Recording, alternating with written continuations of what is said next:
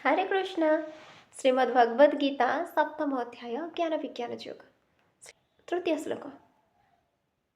मनुष्याणां सहस्रेषु कश्चित् जाताति सिद्धये जततामपि सिद्धानं कश्चित् मां वेति तत्त्वतः।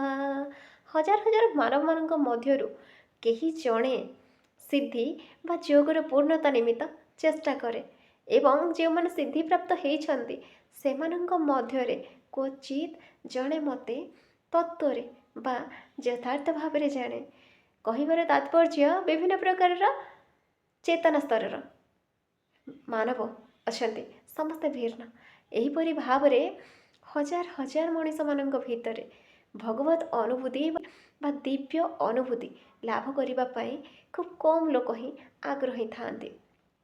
आत्मा कौन? आत्मा कौन? ए शरीर कौन? यही अद्वय ज्ञान कौन? यही अद्वय भगवान कौन? ए विषय रे जानिबा को से आग्रही होती। साधारणतः मानव माने पशु प्रवृत्ति अर्थात खाइबा शोइबा आत्मरक्षा करिबा यौन क्रिया करिबारे व्यस्त। क्वचित केही अल्प लोक ही थांती जो माने से दिव्य ज्ञान संपर्क में जानापी आग्रह प्रकाश करती। माने ज्ञान योग ध्यान योग जरिया आत्मानुभूति लाभ दिगरे आग्रही परमात्मा कौन जानिबा दिगरे आग्रही अर्थात जो आग्रही जड़ चेतन मध्य पार्थक्य निर्णय करिबारे आग्रही जो माने कृष्ण चेतनाशील सही माने ही कृष्ण को जानीपारे। अन्य योगी माने निर्विशेष ब्रह्मानुभूति लाभ करिपारंती कारण कृष्ण को जानिबा अपेक्षा निर्विशेष ब्रह्म को जानिबा सहज। कृष्ण हेउछंती परम पुरुष। योगी ज्ञानी गणंकर पक्षरे कृष्ण को बुझिबा एते सहज साध्य हुए नहीं। अनेक समय रे ज्ञानी लोक माने मध्य से कृष्णंकर वास्तव स्वरूप को जानिबा को असमर्थ ही रही जाती। गोलमाल रे पड़ी जाती। जदिओ निर्विशेषवादी बा मायावादी मानक मध्यरे सर्वश्रेष्ठ श्रीपाद शंकराचार्य तांकर गीता भाष्य स्वीकार करिसेंती जे श्रीकृष्ण हेउछंती परम पुरुष भगवान। श्रीकृष्ण हेउछंती परम पुरुष भगवान किंतु तांकर अनुगामी गण बा शिष्य गण कृष्ण को भगवान बोली मानती नहीं कारण कृष्ण को जानिबा अति कठिन। कहीं कृष्ण को जानिबा अति कठिन। व्यक्ति निर्विशेष ब्रह्मानुभूति लाभ करिपारे। व्यक्ति निर्विशेष ब्रह्मानुभूति लाभ करिपारे किंतु कृष्ण को जानिबा सहज नुहे। कृष्ण को जानिबा ते सहज नुहे। भगवान श्रीकृष्ण परम पुरुष भगवान अटंती। से सर्व कारणर कारण आदि पुरुष गोविंद ईश्वर परमः कृष्ण। ईश्वर परमः कृष्ण सच्चिदानंद विग्रह अनादिरादिर्गोविंद सर्व कारण कारणम। अनादिरादि गोविंद सर्व कारण कारणम। जो मैंने अभक्त जो मैंने कृष्ण को जानी नाहंती जो मैंने अभक्त से माने कृष्ण को जानी पारंती नहीं। को जानिबा अति कष्टकर।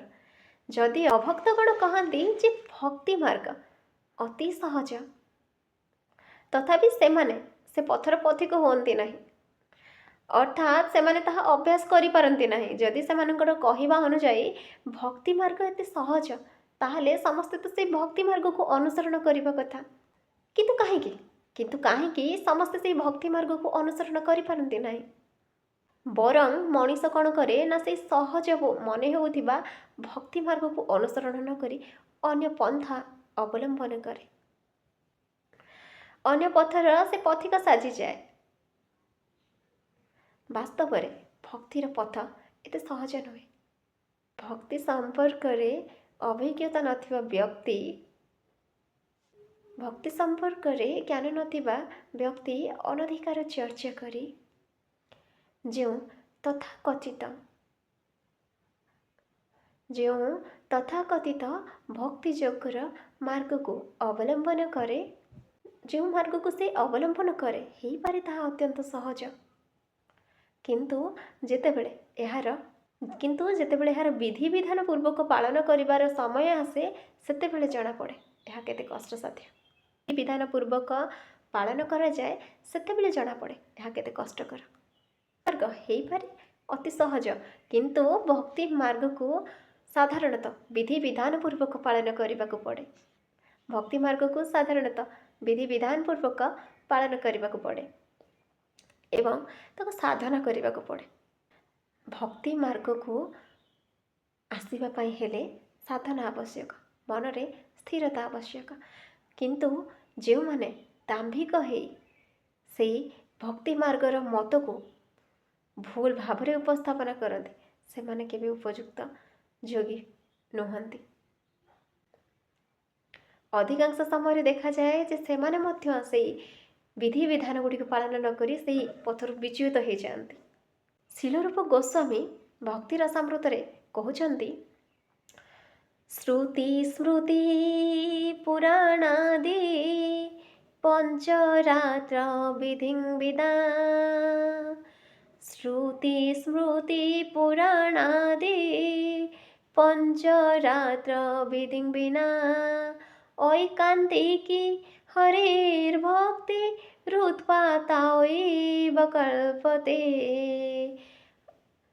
অর্থাৎ ଉପନିଷଦ ପୁରାଣ ନାରଦ ପଞ୍ଚରାତ୍ରରେ ପ୍ରମାଣିକ ବୈଦିକ ସାହିତ୍ୟକୁ ଅବଜ୍ଞା କରାଯାଇ ଯେଉଁ ଭକ୍ତିପଥ ଅବଲମ୍ବନ କରାଯାଏ ତାହା ସମାଜରେ କେବଳ ଉତ୍ପାତ ହିଁ ସୃଷ୍ଟି କରେ।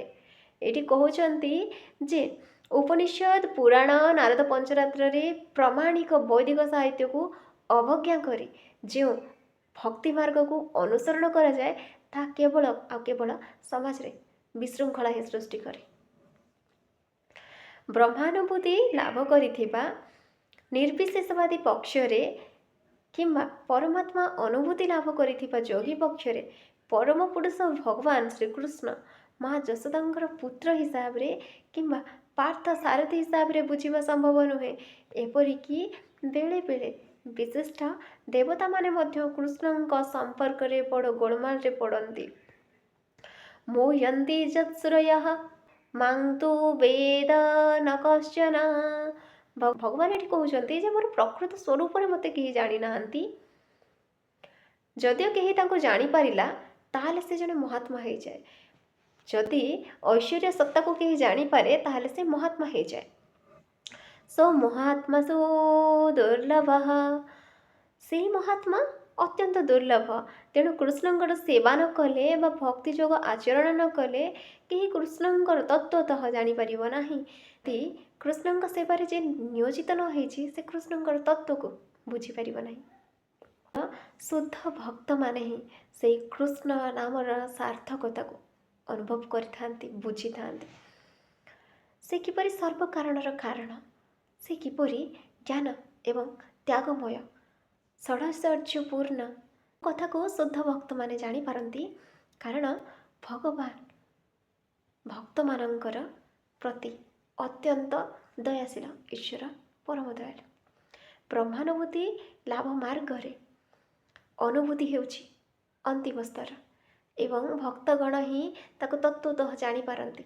ତେଣୁ କୁହାଯାଇଛି ଅତଃ ଶ୍ରୀକୃଷ୍ଣ ନାମାଦି ନ ଭବେଦ୍ ଗ୍ରାହ୍ୟମିନ୍ଦ୍ରିୟୈଃ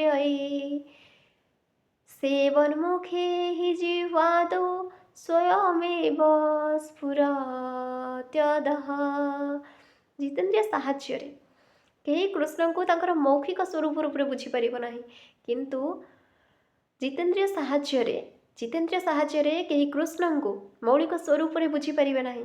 କିନ୍ତୁ ଯେଉଁ ଭକ୍ତଗଣ ଦିବ୍ୟ ପ୍ରେମ ଭାବରେ ଉନ୍ମୁକ୍ତ ହେଇ, ପ୍ରେମ ଭାବରେ ଉଦ୍ବୃଦ୍ଧ ହେଇ ନିଯୁକ୍ତ ହେଇଥାନ୍ତି, ସେହି ଭକ୍ତମାନଙ୍କ ଉପରେ ସନ୍ତୁଷ୍ଟ ହେଇ ସେମାନଙ୍କ ନିକଟରେ ସେ ପ୍ରକାଶ କରନ୍ତି ଭକ୍ତିର ସାମୃତ ସିନ୍ଧୁ।